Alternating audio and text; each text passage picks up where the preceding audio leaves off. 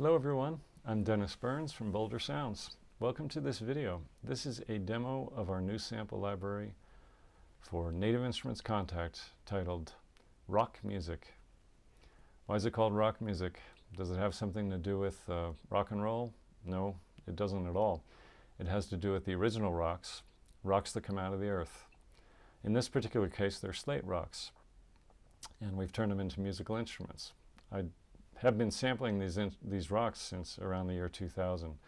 I've always been fascinated with them, and I wanted to get back to it and do a really in-depth sampling of them.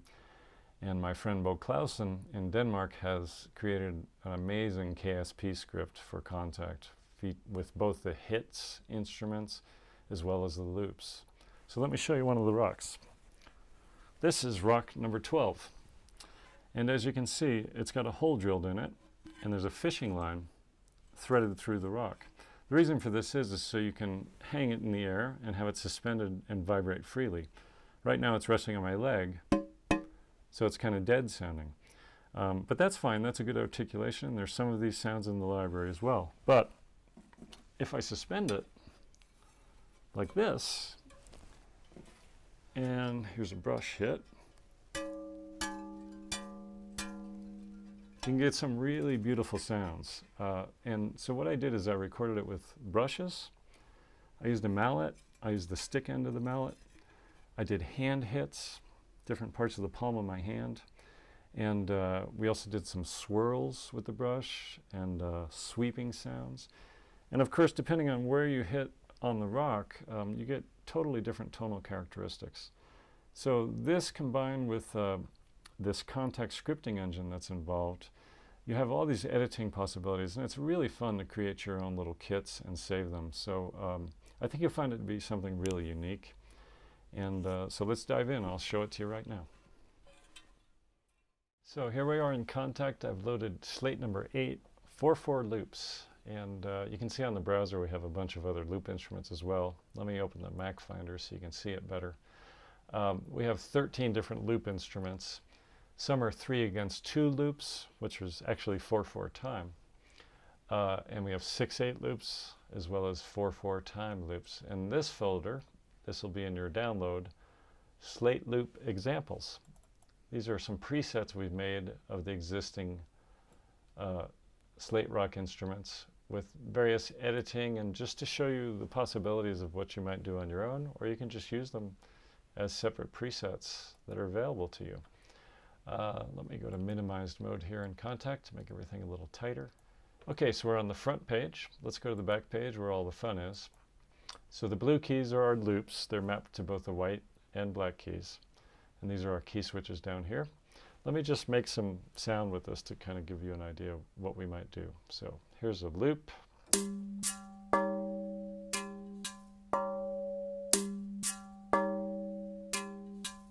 Right, a nice simple loop. It uses some mallet hits along with a brush kind of sweeping in the middle. And notice it says 1 times tempo is on, and the edit button for that tempo is highlighted as well. If I turn on the 2 times button, what I get is this. So what are we hearing there? We're hearing the same loop played twice, but the second layer, the 2 times, is played at twice the speed. So what if I want to tune that one up? I can just simply use the tune button because the edit button is lit for that particular tempo. What if I want to pan it to the right? So I have independent editing of each of these tempo speeds. Let's bring it all more to the right. I'll take tempo 1 and pan it to the left. Let's take tempo 1 and tune it down further. Let's go down an octave.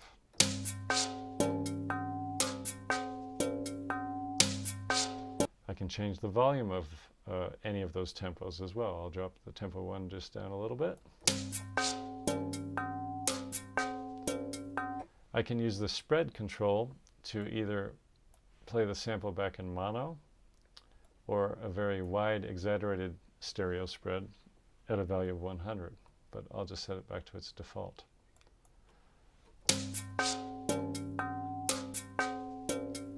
Okay, what's the 3-time tempo sound like? Well, it's the same loop played at 3 times the speed. Right, so we're hearing the 1-time tempo down an octave. We're hearing the 2 times tempo tuned up a little higher. The 3 times at the original pitch. So that's just a very brief example of something you can do. Now you notice up here it says per key.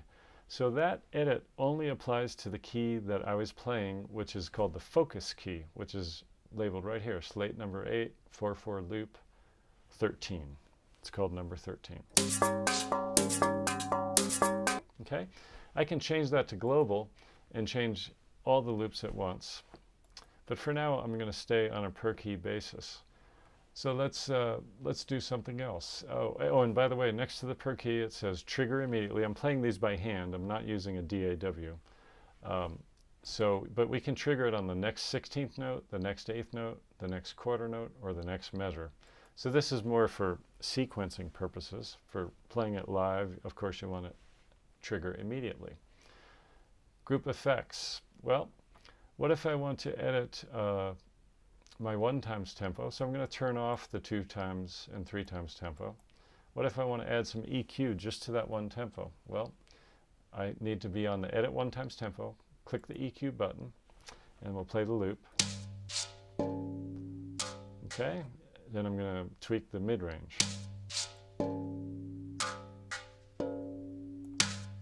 I'm going to pull some of the high end out of it.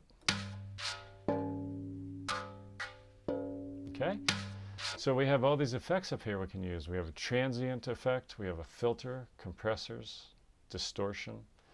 Let's go down here to the delay. Delay number 1, we have 3 different delay send effects. So I'm going to turn this on for delay 1. And when I spin that knob, you'll notice send delay. Down here, the parameters appear. Sync is off, so I'm going to turn the sync on so it's in time with my clock. Especially important if you're using this in your DAW with sequencing. So I'm going to turn sync on, and it's set to 1/64th. That's a bit fast for me. We'll go up to a delay of, let's see what we get. Too much. Let's go to quarter note. Okay, and then we can change our various delay send amounts and feedback parameter. I'll make that less feedback. Dampening, as well as the panning of the delay itself. So now I have a totally different rhythm, just for that 1 tempo. So let's see what that sounds like with tempos 1 and 2.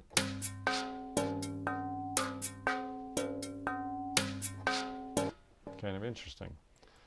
Let's jump down to a convolution. So I'm still on tempo number 1. Spin the convolution knob, and notice what happens down here. All of a sudden, the send convolution parameters appear, and we have a convolution called Crystal Caves.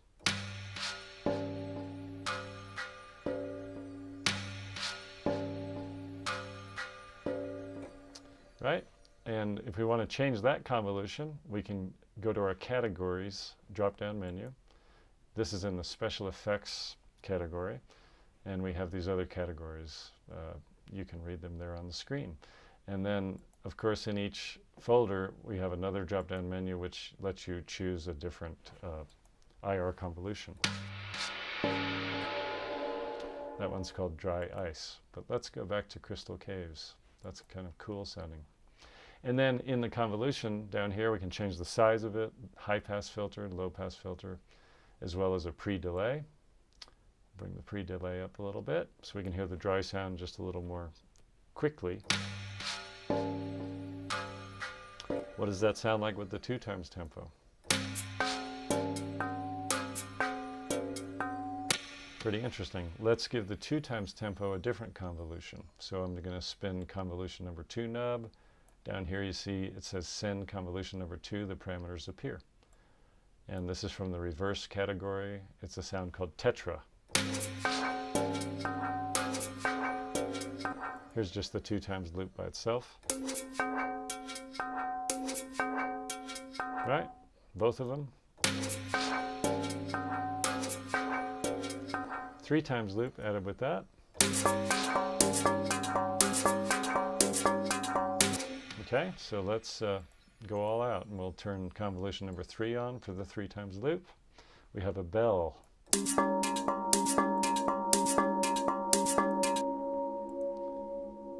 Let's do a different bell. Let's try an anvil. That's kind of cool. Let's make the size of the anvil convolution a little smaller. Put a little pre-delay on it. Let's check out the high-pass filter.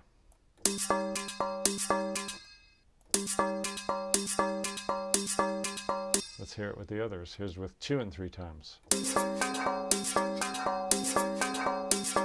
Here's all 3 tempos.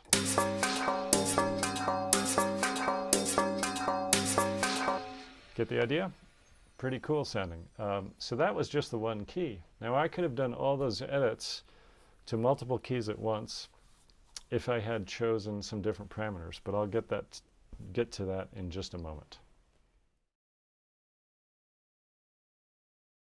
So now here's the same loop instrument reloaded, so we can just start from scratch again to show you a few more features. Here in the conditions column, you'll notice there's a button that says per key. If I click on that, it'll toggle back and forth between global and per key editing. So global will affect everything. So what I'd like to do, tempo 1 is turned on by default with all these loop instruments. What if I want to turn on tempo 2 for everything? Well, I just click go global, and then I turn on tempo 2, and then any loops I play, you're hearing both tempo 1 loop as well as tempo 2. Then I can click that again. I'm now on a per key basis. So if I hold down my Alt Option key and I click on that, you'll notice that turns to per tempo. It changes to per tempo. So now everything that I make an edit on tempo 1 will affect all tempo 1s. So let's say it's tuning.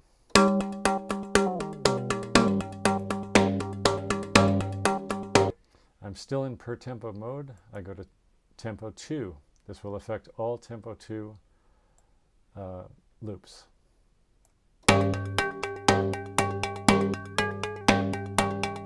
Right, so we have that particular loop played an octave lower as well as an octave higher. And again, I can do the panning.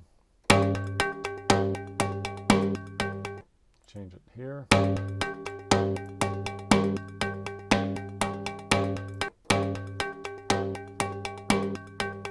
Right, and get a nice wide pan.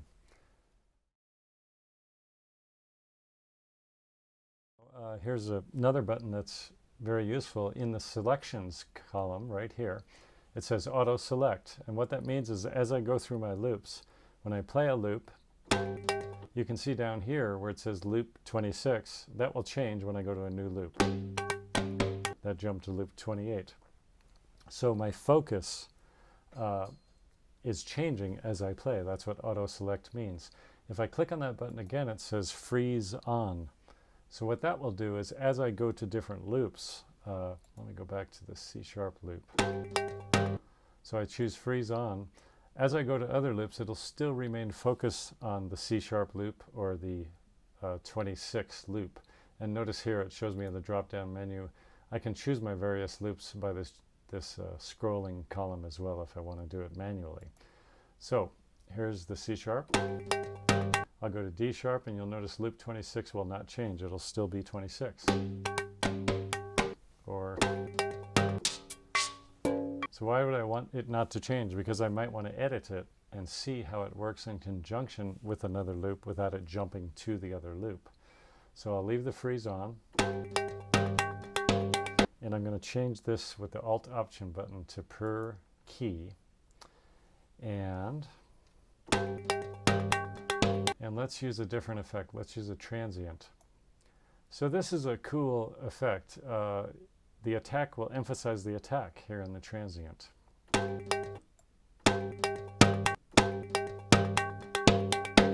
See, it has quite a bit more punch. If I back that off, it'll make the attack much more relaxed.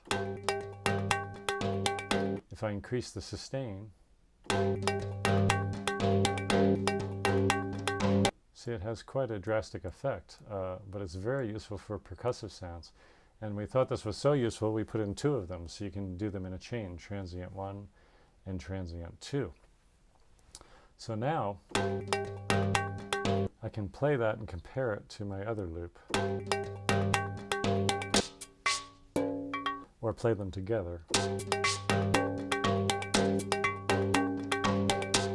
And I can make my various edits on the one loop that is focused on, which is loop number 26.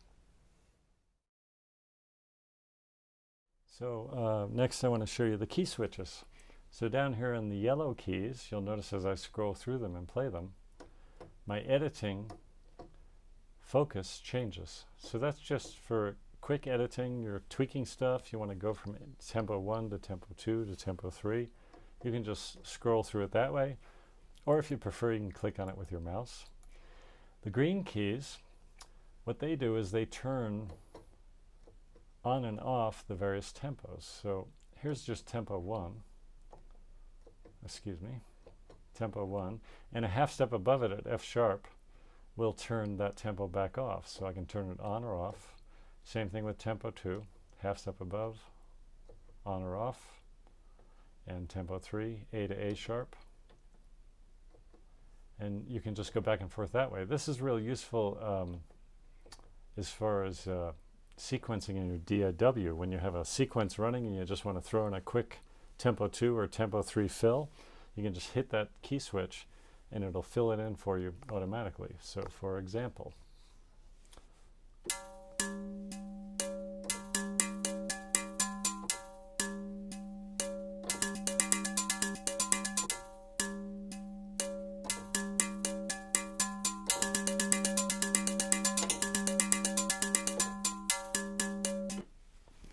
make sense? So it's really a nice feature just to trigger your various tempos.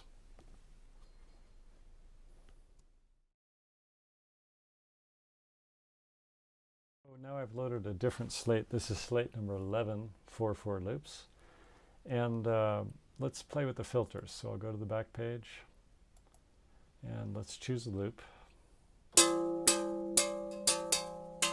That's fine. So I go to edit tempo 1, that's the tempo that's turned on, and I choose filters. And down here on the group filter page, we have a drop-down menu. Let's use a bandpass filter, 4-pole.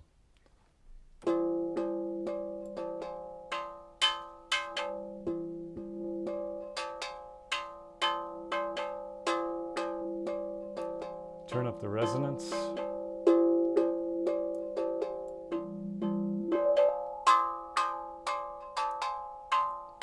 Okay, for that same loop, let's turn on tempo number 2, and we'll mute tempo number 1. And let's choose a different filter. Let's choose a high pass.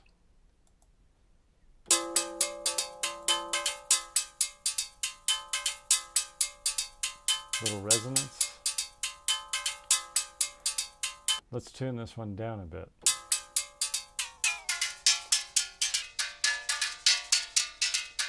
Let's use the transient filter, and we'll bring a little more punch on the attack, and we'll bring the sustain out, or we'll shorten the sustain.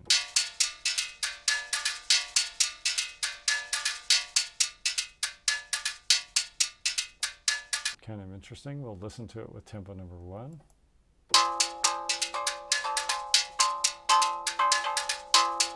And let's do the transient again on tempo number 1. Let's shorten the sustain with that one as well.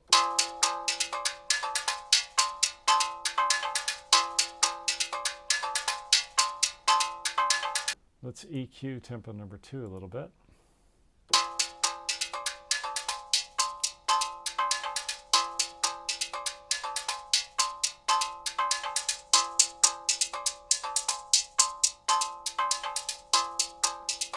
And let's add a convolution to tempo number 2. So we're focused on that right now. Just turn up the knob. Let's get away from the crystal caves. Let's go to instruments category. We'll go to piano.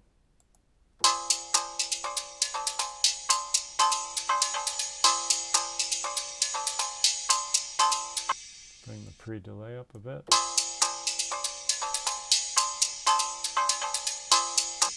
Not too crazy about that. Let's go to a djembe.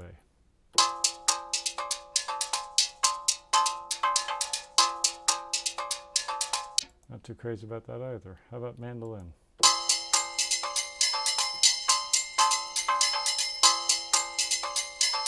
Interesting. I'll make the size of that IR convolution a little smaller. Let's go to tempo number 1 and solo that. And let's add a different convolution. How about special effects? Let's go to Jerry's flashback.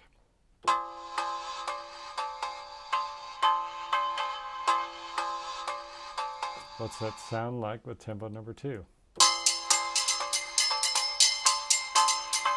You can tell tempo number 2 is too loud, so I have my focus on that. I'll just drop it down a bit. Pan it to the right. Tempo 1 to the left.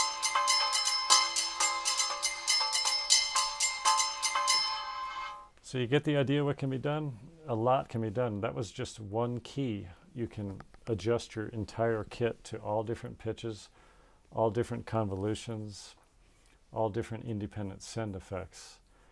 So it's very powerful.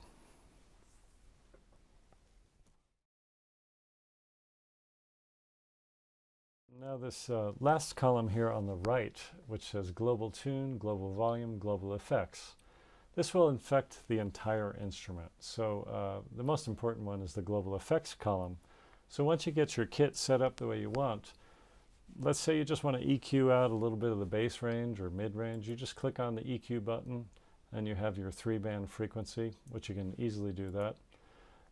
We have chorus also, kind of unusual for percussion kit, but it's pretty cool. But there's more than chorus. If you look at the drop-down menu, we have flanger, phaser, as well as rotator. Delay setting, as well as space, IR convolution for different spaces, ambience, church, halls, plates, as well as rooms.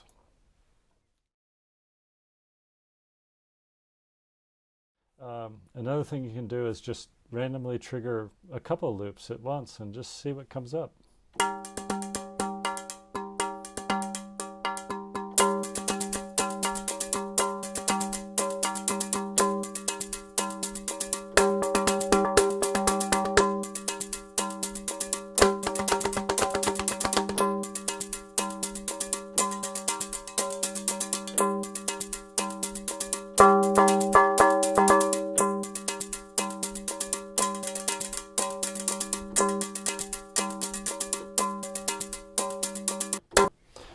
How do you handle endings?